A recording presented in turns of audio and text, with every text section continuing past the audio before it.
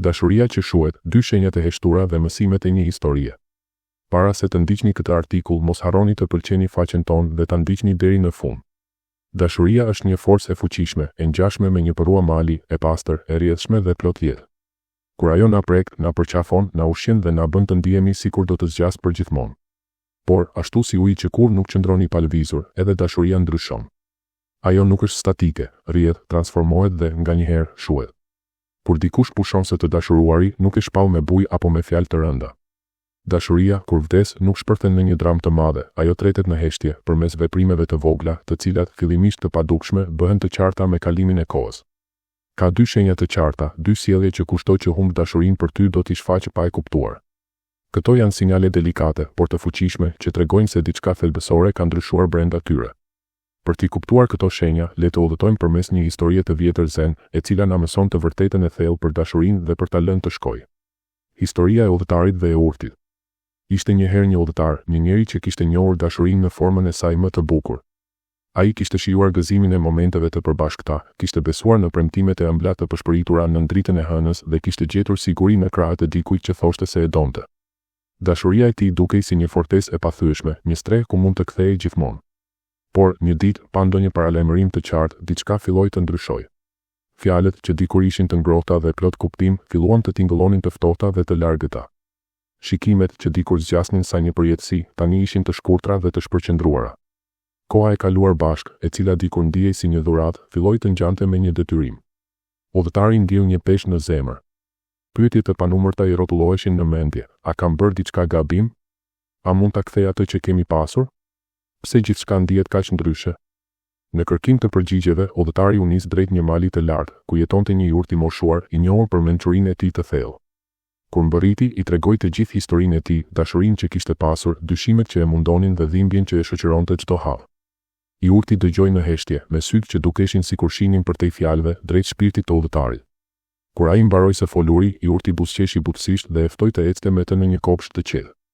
Shenja e parë, distanca e heshtur. Në kopsht, i urti ndaloi pranë një luleje të vogël, një syt që përkulej lehtë nën peshën e erës. Shiko këtë lule, tha ai. Dikur ajo shkëlqente me ngjyra të gjalla dhe qëndronte e fortë. Tani, petalet e saj po bien një nga një. Apo e klith dhimbjen e saj? Apo përpiqet të mbajë pranverën që e solli në jetë? Udhëtari tundi kokën. Jo, u përgjigj ai. I urti vazhdoi, kur dashuria shuhet, ajo nuk shpërthen apo coptohet. Ajo tretet në heshtje. Dhe ai që pushon së dashuruari bën gjithmonë 2 veprime. Shenja e parë është distanca. Ai u afrua te një tas i mbushur me ujë, futi dorën dhe e ngriti, duke lënë disa pika të rrëshisnin poshtë. Uji rrjedh pa mundim. Kështu ndodh edhe me praninë e atij që nuk të do më. Kur dikush humb dashurinë për ty, mund të mos largohet fizikisht, por diçka brenda ti tërhiqet. Qeshja e tij nuk është më aq e sinqertë. Bisedat që dikur rrjedhin natyrshëm, tani janë të shkurtra dhe të sforcuara. Lehtësia që dikur karakterizonte çdo moment të përbashkët zhduket. Personi është aty, por ndihet sikur shpirti i tij është diku tjetër. Fjalët bëhen mekanike, gjestet pa ngrohtësi. Ai nuk kërkon më shoqërinë tënde me të njëjtin entuziazëm dhe spontaniteti që dikur ju lidhte zbehet. Udhëtari vështroi ujin që rrëshiste nga dora e të urtit dhe ndiu një ngushtim në gjoks. Ai kishte ndier këto ndryshime, por i kishte shpërfillur duke shpresuar se ishin të përkohshme. Po si mund ta dallojmë në kohë këtë distancë? Pyeti ai. Ndonjëherë gjithçka ndodh kaq ngadalë. I urti tundi kokën me butësi. Zemra e ndjen të vërtetën shumë përpara se mendja ta pranojë. Vëreni në detajet e vogla, heshtjet që zgjasin më shumë, përqafimet që nuk janë aq të ngrohta, shikimet që shmangen. Do të ndihet sikur po jeton një version të zbehur të asaj që keni pasur dikur. Por shpesh ne kapemi pas të njohurës duke shpresuar se gjërat do të kthehen siç ishin. Shenja e dytë, ndryshimi i vështrimit. Udhëtari uli shikimin, i prekur nga fjalët e të urtit. Dhe nëse ignorojmë këto shenja, pyeti ai. Çfarë ndodh nëse refuzojmë të shohim të vërtetën? I urti pshërtiu dhe mori një pasqyrë të vogël nga xhepi. Shikoje veten, i tha. Ky është imazhi yt sot, por koha ndryshon gjithçka. Edhe njerëzit më të afërt mund të bëhen të huaj kur zemra e tyre ndjek një rrugë tjetër. Ai e mbajti pasqyrën para udhëtarit dhe vazhdoi. Shenja e dytë është ndryshimi në mënyrën se si të shohin dhe të trajtojnë. Kur dikush humb dashurinë për ty, nuk është vetëm prania e tij që zbehet. Ndryshon toni i zërit, energjia që përcjell, mënyra se si të flet. Ai që dikur dukej se njihte çdo cerk të shpirtit tënd, tani të trajton si një të huaj. Udhëtari vështroi refleksin e tij në pasqyrë. Ishte ende ai, por diçka kishte ndryshuar. Ndoshta nuk ishte vetëm personi tjetër që dukej ndryshe, ndoshta edhe ai vetë ishte transformuar nga heshtjet, mungesat dhe fjalët e pathëna. Pra, nuk është vetëm ai që ndryshon, shprehiti udhëtari. Edhe unë jam bërë dikush tjetër në sytë e tij. I urti tundi kokën në shenjë miratimi. Dashuria është një vallëzim mes dy shpirtrave.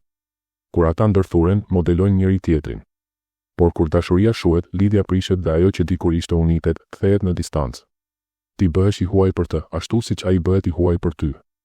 Mësimi i të lënit të shkojë. Udhëtari ndjell një peshë të rëndë në zemër. Atëherë çfarë mbetet? Pyeti ai me zë të dridhur. Nëse dashuria zhduket, çfarë më mban të lidhur me të kaluarën?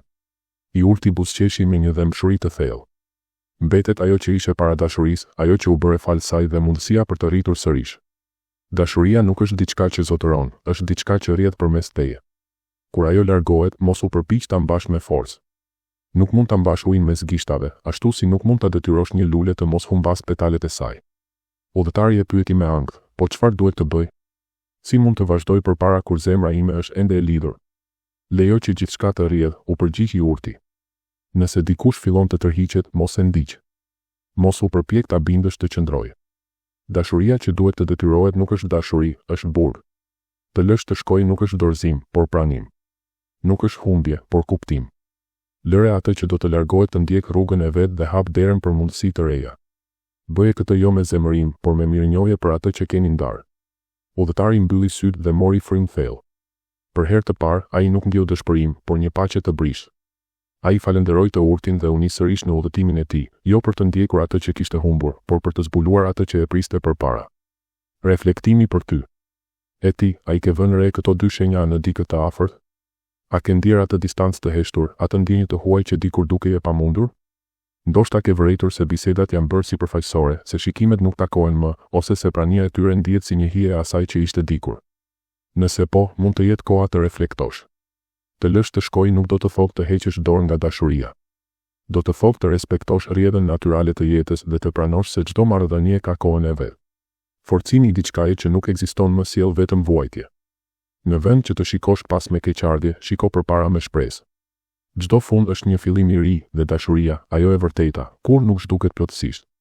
Ajo vetëm ndryshon formë, duke të çuar drejt versioneve të reja të vetes dhe të botës përreth teje.